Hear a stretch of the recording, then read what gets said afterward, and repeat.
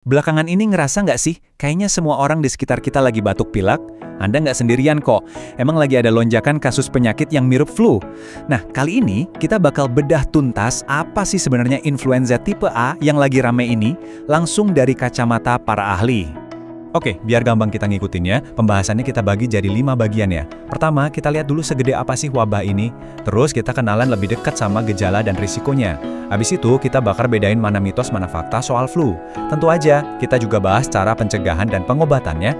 Dan yang paling penting, kita tutup dengan satu kunci utama yang bisa langsung kita semua praktekkan. Oke, kita langsung mulai dari bagian pertama, wabah influenza tipe A. Sebenarnya separah apa sih lonjakan kasus yang lagi kita hadapi sekarang ini? Angkanya lumayan bikin kaget ya. Otoritas kesehatan melaporkan ada peningkatan kasus influenza sampai 38%. Dan dari semua itu, influenza tipe A jadi jenis yang paling dominan. Ini jelas bukan kenaikan yang biasa. Dan ternyata, masalah ini nggak cuma di Indonesia aja loh.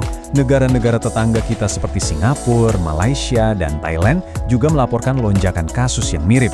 Jadi, ini udah jadi isu kesehatan regional yang perlu kita waspadai bareng-bareng. Nah, sekarang kita udah tahu kan skalanya sebesar apa? Yuk, kita masuk ke bagian kedua. Kenali gejala dan risikonya. Pertanyaan paling dasarnya, emang apa sih bedanya influenza A yang lagi heboh ini sama pilek biasa? Bedanya tuh jauh banget. Anggap aja pilek biasa, itu kayak tamu sopan yang datang cuma bikin hidung meler dikit.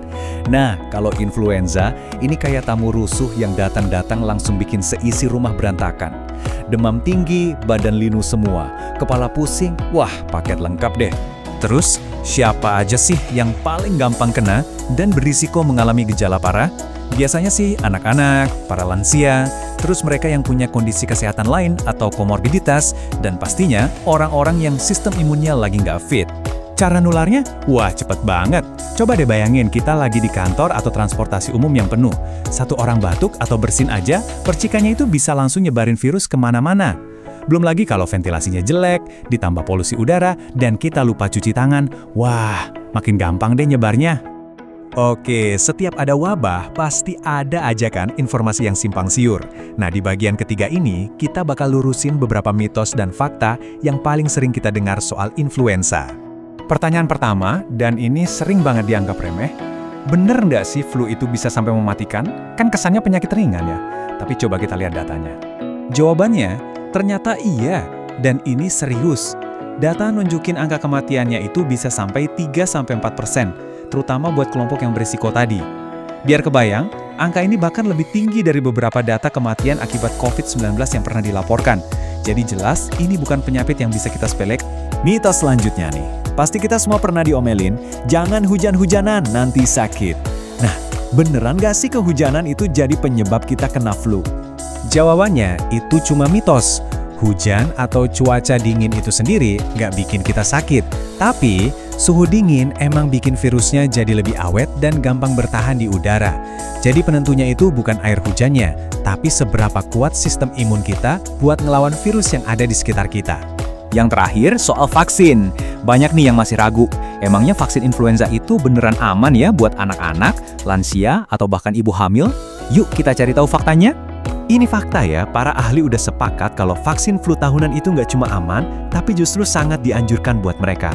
Vaksin ini ibaratnya ngasih tameng tambahan buat kelompok-kelompok yang rentan ini. Oke, kita udah bedah mitos dan faktanya. Sekarang, kita masuk ke bagian yang paling praktis, pencegahan dan pengobatan. Apa aja sih langkah-langkah efektif yang bisa kita lakukan? Seringkali kuncinya tuh ada di hal-hal yang kelihatannya sepele. Coba lihat, ini etika batuk yang benar. Cuma 4 langkah simpel. Tutup pakai tisu, kalau nggak ada, pakai siku bagian dalam, ingat ya, bukan telapak tangan. Terus langsung buang tisunya, dan yang paling penting, cuci tangan pakai sabun. Simple, tapi dampaknya besar banget. Nah, ini juga penting banget buat diingat. Influenza itu kan penyebabnya virus, sementara antibiotik itu cuma buat ngelawan bakteri, jadi sama sekali nggak nyambung. Minum antibiotik buat ngobatin flu itu salah besar. Nggak akan sembuh, malah bisa bikin bakteri jadi kebal nantinya. Jadi apa aja isi toolkit pencegahan kita? Sederhana kok. Pertama, vaksinasi tahunan sebagai perisai utama. Kedua, rajin cuci tangan. Ketiga, pakai masker kalau lagi di tempat ramai. Dan tentunya jaga kondisi badan dengan istirahat dan nutrisi yang cukup. kita udah sampai di bagian terakhir nih. Dari semua informasi tadi, sebenarnya semuanya itu mengerucut ke satu prinsip utama. Sesuatu yang sebenarnya udah nggak asing lagi buat kita dan sepenuhnya ada di tangan kita sendiri.